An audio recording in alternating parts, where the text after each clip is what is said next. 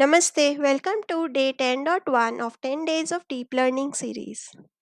This video is in continuation to CNN video from day 10 of 10 days of deep learning and वो यही वाली playlist है. So उसमें आपको CNN से related basics वहाँ clear हो जाएगा. So if you want to check that out, आप देख सकते हो. And yeah, so let's get started with today's video. And आज हम CNN इम्प्लीमेंटेशन करेंगे यूजिंग पाइटॉर्च और डेटा सेट हम सिफार्टन डेटा सेट यूज़ करेंगे. सो सिफार्टन के बारे में थोड़ा डेटा सेट को देख लेते हैं. सो इसमें हमारे पास 10 क्लासेस हैं. Airplane, automobile, bird, cat, deer, ऐसे बहुत सारे ओवरऑल 10 क्लासेस हैं. और हर इमेज का जो साइज़ है वो 32 by 32 का है. एंड टोटल हमारे पास इमेजेस जो है 60,000 है, जिसमें से 50,000 हमारा ट्रेनिंग इमेजेस है और 10,000 हमारी टेस्ट इमेजेस है. एंड पर क्लास जो है 6,000 इमेजेस हमारी अवेलेबल है. ऑलराइट, तो यहाँ पे हम लोग सबसे पहले ये लोड डेटा का फंक्शन देखते हैं. इसमें हम लोग सिफार्टन डेटा सेट जो यूज़ कर रहे हैं, we are using torch vision dot data set. यहाँ पे अवेलेबल है, तो हम वहीं से ले रहे हैं. और हमारे पास डाउनलोड के लिए हमने ट्रू कर दिया है. और किस लोकेशन में स्टोर होगा, यहाँ पे लोकली डॉट डेटा में स्टोर हो जाएगा फोल्डर के अंदर. एंड उसके बाद ट्रांसफॉर्मेशन कुछ कुछ लगाएंगे. क्या क्या ट्रांसफॉर्मेशन लगाएंगे, लेट्स चेक दैट. वो हम इधर लगा रहे हैं, राइट. तो इसमें हम लोग टॉर्च डॉट टू टेंसर पहले करेंगे. तो हमारी वैल्यूज़ जो थी वो कन्वर्ट हो जाएगी टेंसर में. इनिशियली हमारे पास जो पिक्सल वैल्यूज़ थी, लाइक आरजीबी इमेजेस हैं ये सारी.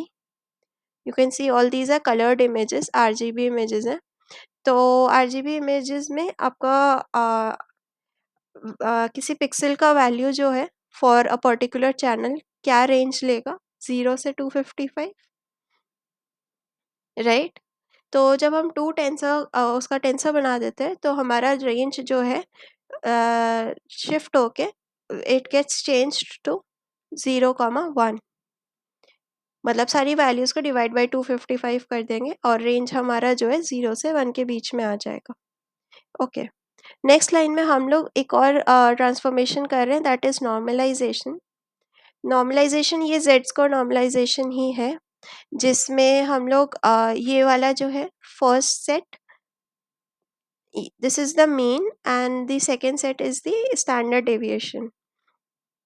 और ये जो 3 वैल्यूज़ लिखी है, फर्स्ट वैल्यू आर चैनल के लिए, ग्रीन चैनल के लिए और ब्लू चैनल के लिए है.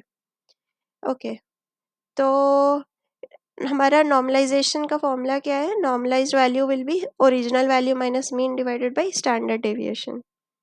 तो टेंसर करने के बाद हमारे पास क्या रेंज आ गया था, 0 से 1, राइट. तो अब नॉर्मलाइज करने के बाद हमारे पास क्या रेंज में वैल्यूज़ होंगी. तो लोअर बाउंड 0 देखते हैं पहले. तो 0 माइनस मीन कितना है, 0.5. 0 माइनस 0.5 डिवाइड बाई 0.5 कितना हुआ, -1. और यही हम लोग हाईएस्ट वैल्यू देखते हैं विच इज़ 1. तो वो कितना हो गया, original value minus mean by standard deviation which is 1 minus 0.5 divided by 0.5. ये कितना हो गया, ये हो गया 1, राइट. तो अब हमारे पास फाइनली ये ट्रांसफॉर्मेशन करने के बाद जो हमारी वैल्यूज़ हैं उसका रेंज चेंज होकर -1 से 1 के बीच में हो गया है. और वो टेंसर में कन्वर्ट कर चुके हैं हम. ऑलराइट, तो ये है हमारा ट्रेन सेट. अब इसमें हमने कुछ वैलिडेशन स्प्लिट लिया है. ट्रेनिंग हम लोग वैलिडेशन सेट जो लिए है उसका क्या साइज़ है देख लेते हैं एक बार, डिफ़ॉल्ट हम यूज़ कर रहे हैं कि नहीं.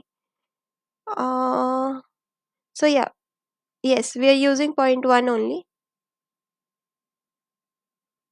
तो 0.1 मतलब 10% हम लोग यूज़ कर रहे हैं फॉर माय वैलिडेशन सेट.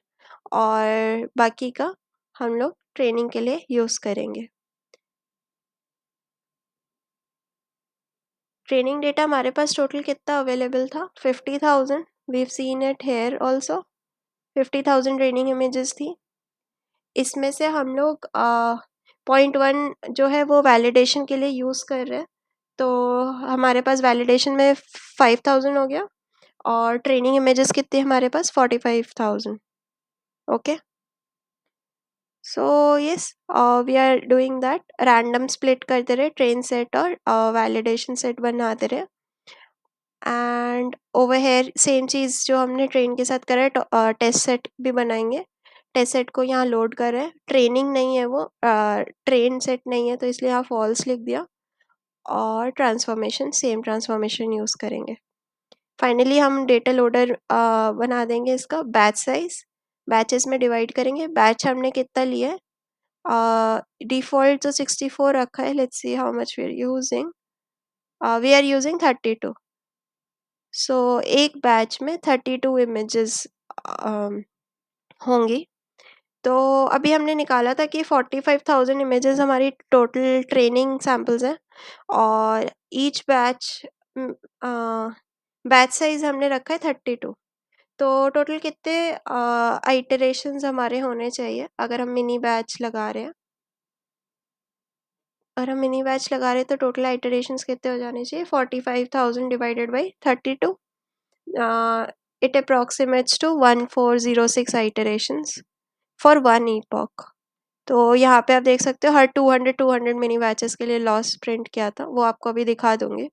तो यहाँ पे 1400 से तक जा रहा है, मतलब वो नेक्स्ट क्रॉस नहीं कर पाया, 16 पे प्रिंट करता. But it's like 14 something 1406 iterations पर एपॉक है. ओके, सो अभी हमने डेटा सेट तो देख लिया.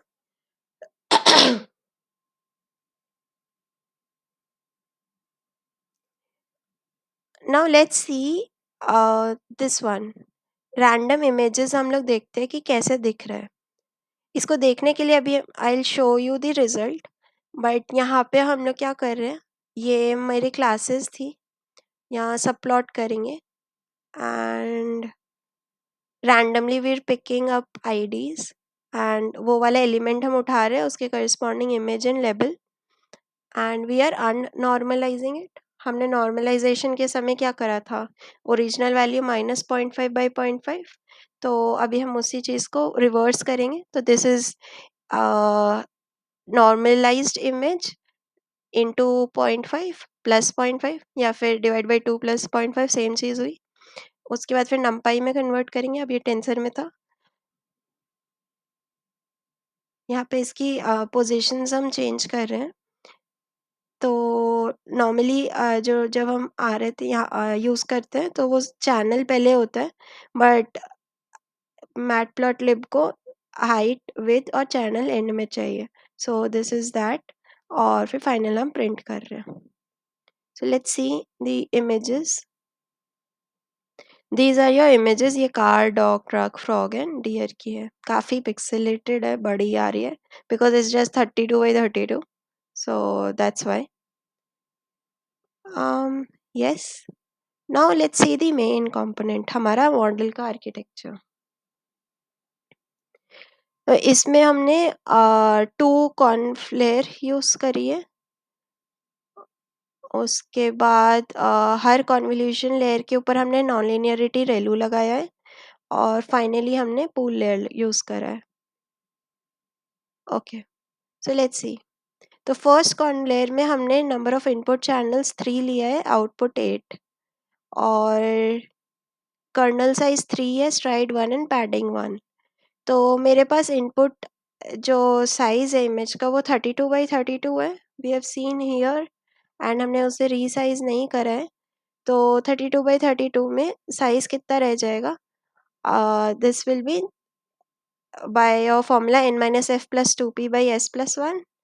So 32 minus your filter size -3, then +2 divided by 1 and then +1. So all in all ये 32 का 32 ही रह जाएगा. ओके, 32/32 रह जाएगा. अभी यहाँ पे हम लोग ये नॉन एक्टिवेशन के बाद हम जब पूलिंग लेयर लगा रहे हैं तो यहाँ पे you can C Max pool में यहाँ पे कर्नल साइज 2 है, स्ट्राइड 2 है, तो हमारा साइज क्या हो जाएगा, हाफ. तो ये फाइनली यहाँ पे आफ्टर डूइंग ऑल दिस हमारा साइज क्या हो जाएगा, 32/32 से 16/16 हो जाएगा, हाफ में रिड्यूस हो जाएगा। Number of channels I am not writing, but yes we can write. Number of channels कितने हैं? आउटपुट चैनल्स इज 8 और इनपुट चैनल हमने 3 क्यों लिया था? RGB image. ऑलराइट, फिर हम यहाँ पर आए, यहाँ पे हमने अब इसके रिजल्ट पर मतलब 16/16/8 के रिजल्ट पे हमने वापस से कन्वोल्यूशन लेयर लगाया, ये वाला same kernel size right padding है, हमारा ओवरऑल इमेज में से चेंज नहीं होगा साइज में, तो ये भी मेरा 16,16 रह जाएगा और नंबर ऑफ चैनल्स 16। बट जब हम पूल लेयर लगाएंगे तो वापस से हाफ हो जाएगा, this will be 8,8, number of channels is 16। Alright, ये लगाने के बाद हम लोग यहाँ पे फ्लैटन कर दे रहे हैं, दिस इज़ व्हाट 16 × 8 × 8, तो ये फ्लैटन कर दिया। फ्लैटन करने के बाद हमने वो फुली कनेक्टेड लेयर लगाया है जिसमें number of input channels is 16 × 8 × 8 and output channel is 256। Finally एक ड्रॉप आउट लेयर है, फिर से एक फुली कनेक्टेड लेयर है, एक और है, एंड फाइनली हम लोग we are ending with 10 output layer में जो न्यूरॉन्स हैं, and we are finally returning X. So let's see, I've also printed the summary model, this one, three channels, 32/32 is my image. So let's see, we were discussing this only before. uh, I changed the position of channel from there to here, but it's fine. 32/32 8, then max pool से half हो गया, फिर corn में same रह गया, फिर half हो गया, फिर हमने लीनियर लेयर लगाया 256, फिर ड्रॉप आउट लगाया, फिर एक और लीनियर लगाया था 128, एंड फाइनली एंड में हमने लगाया था 10। So output number of neurons कितने हो गए मेरे? 10। तो 10 क्यों? क्योंकि सिफार 10 में 10 क्लासेस थी। Alright, let's move ahead to the training part of the code. तो ट्रेनिंग पार्ट में हम लोग सबसे पहले इसको डिफाइन करेंगे कि हम लोग ट्रेनिंग मोड में यूज़ करने वाले हैं, so model dot train, then over here अच्छा, I did not tell you about this device. तो in the very first line you can see यहाँ पे torch dot device है। अभी what I have used is the GPU. So GPU available था तो ये device को कूड़ा कर देगा, अदरवाइज वो CPU में device will be equal to CPU।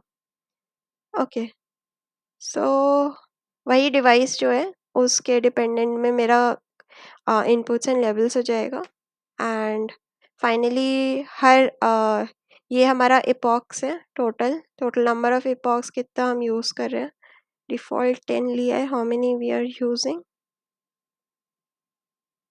We are using 20 epochs. Alright, so 20 epochs ये 20 टाइम्स चलेगा, उसमें कितने आइटरेशंस होंगे?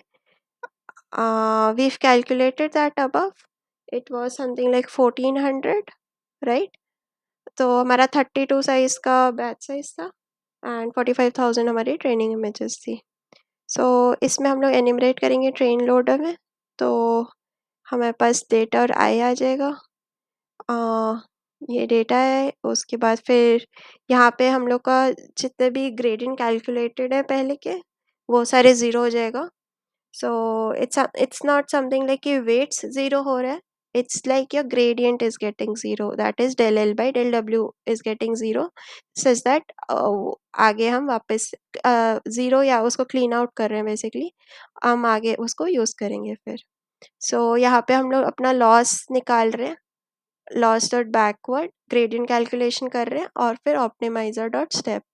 तो लेट्स सी कि हम लोग ने क्राइटेरियन और ऑप्टिमाइज़र क्या यूज़ करा है।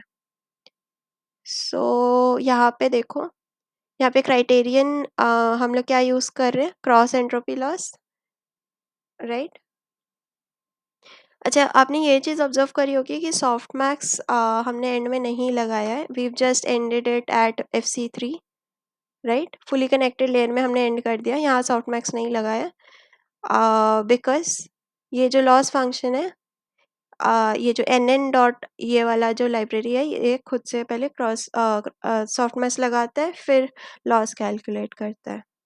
एंड फॉर योर ऑप्टिमाइज़र हमने एडम ऑप्टिमाइज़र यूज़ करा है विद लर्निंग रेट 0.001, एंड बाकी के हाइपर पैरामीटर्स हमने सेम रखा है।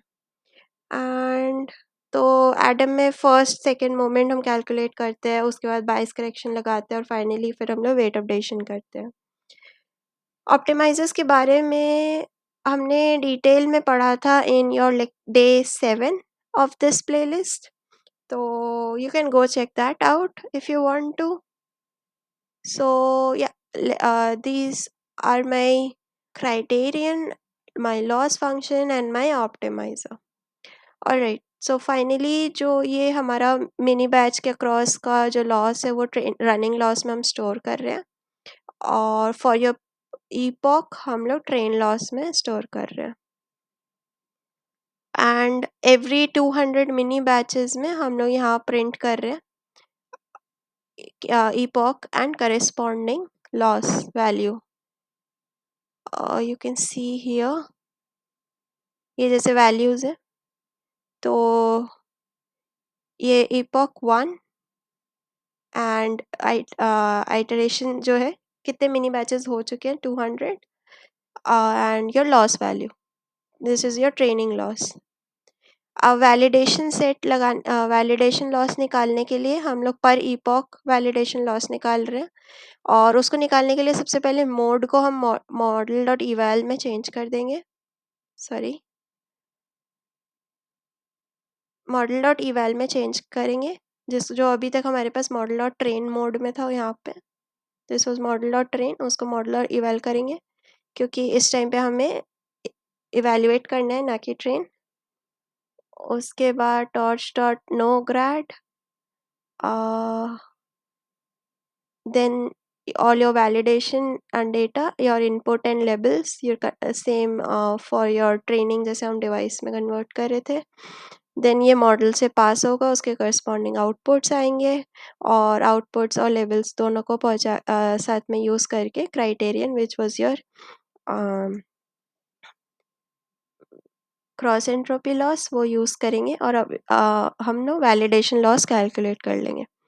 Finally at the end we are printing for each epoch कि ट्रेन लॉस कितना रहा और वैलिडेशन लॉस कितना रहा, और ये पूरा ट्रेनिंग होने के बाद ट्रेनिंग इज़ completed. सो कुछ ऐसा मेरा आउटपुट आया था। आई am not training it again, क्योंकि वीडियो में ट्रेन करने में मतलब बहुत टाइम लगा था इसको, मतलब उतना भी टाइम नहीं लगता है, but still it took quite some time, and video बहुत लेंदी हो जाएगी, so I trained it prior. तो यहाँ पे ये लॉस वैल्यूज़ थे, एंड ओवरऑल ईपॉक में ट्रेन लॉस इतना था एंड वैलिडेशन लॉस इतना था। धीरे धीरे अपडेट होते जा रहे हैं train loss, validation loss, and finally कम होते होते वी रीच्ड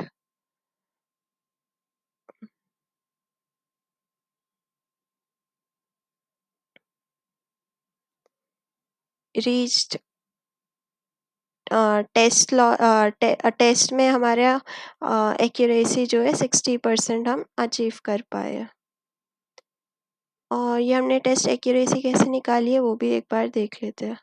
तो इसमें फिर से मॉडल डॉट इवैल करेंगे, correct samples, test loss, and again like जैसे हमने वैलिडेशन के लिए करा था बिल्कुल वैसा ही कोड होगा। फाइनल जो वैल्यूज़ आ जाएगी वो यहाँ पे हम लोग प्रेडिक्टेड वैल्यू लिख रहे हैं, ये हम एक्यूरेसी प्रिंट करने के लिए, and yes, so that's it. Yeah, from the code point of view, yes, it's over. So you can try play with this code, और इसमें हाइपर पैरामीटर्स वगैरह चेंज करो, लेयर्स चेंज करके, मॉडल आर्किटेक्चर में कुछ कुछ चेंज करके try करो, एंड सी अगर हम टेस्ट एक्यूरेसी बेटर कर सकते हैं कि कैसे कर सकते हैं बेटर। एंड अभी तक इस सीरीज़ में, इस पूरे प्लेलिस्ट में हमने जो है बाइनरी और मल्टी क्लास क्लासिफिकेशन टास्क तो देख लिया, बट हमने मल्टी लेबल क्लासिफिकेशन नहीं देखा है। तो उस केस में हम क्या कर सकते हैं? मल्टी लेबल का मतलब अगर एग्जांपल लेना है तो जैसे कि एक इमेज है, उसमें आपका एक कार है और एक ट्री है, ये दोनों हैं और आपके पास इन दोनों को ही क्लासिफाई करना था। So it's like multi label classification. वो इमेज में ट्री में भी यस होगा और कार में भी यस होगा। तो पॉज दिस वीडियो और सोचो कि कैसे कर सकते हैं। ओके, देन हम ऐसा करेंगे कि हमारी जितनी क्लासेस हैं उतने ही नंबर ऑफ न्यूरॉन्स रखे आउटपुट लेयर में, राइट? जैसे इसमें सपोज लेट्स टेक कि मल्टी लेवल क्लासिफिकेशन में भी टोटल 10 क्लासेस थी, तो हम आउटपुट लेयर में 10 ही क्लासेस रखें और अब हर न्यूरॉन पर हम लोग सिग्मॉइड लगा दें। सिग्मॉइड एक्टिवेशन फंक्शन लगाने से क्या होगा, हर हर आउटपुट नोड के करस्पॉन्डिंग एक प्रोबेबिलिटी वैल्यू आ जाएगी 0 से 1 के बीच में, राइट? और हम लोग लॉस में क्या यूज़ कर सकते हैं, binary cross entropy loss use कर सकते हैं। सो उसमें ऐसे करने पे क्या होगा, हर नोड पे बाइनरी क्रॉस एंट्रोपी यूज़ कर सकते हैं लॉस को। तो उससे क्या होगा कि ऊपर के एग्जांपल में जैसे कार के लिए भी वो प्रेडिक्ट कर लेगा और ट्री के लिए भी वो प्रेडिक्ट कर लेगा। सो ऐसे हम लोग मल्टी लेवल यूज़ करते हैं। And I want you to try कि इस कोड में यही वाले कोड को यूज़ कर लो। डेटा सेट शायद चेंज होगा और मल्टी लेवल क्लासिफिकेशन के लिए देखो कि कैसे कोड में क्या चेंजेस हमें करने की रिक्वायरमेंट है। एंड ज़्यादा चेंजेस की रिक्वायरमेंट वैसे है नहीं, but do think about it and comment में बताइए कि कैसे आपने इम्प्लीमेंट करा। सो या दैट्स इट फॉर टुडे। और अगर आपको मेरा कंटेंट अच्छा लग रहा है तो प्लीज़ लाइक, शेयर और सब्सक्राइब करें। अपने डाउट्स और फीडबैक कमेंट करें। धन्यवाद।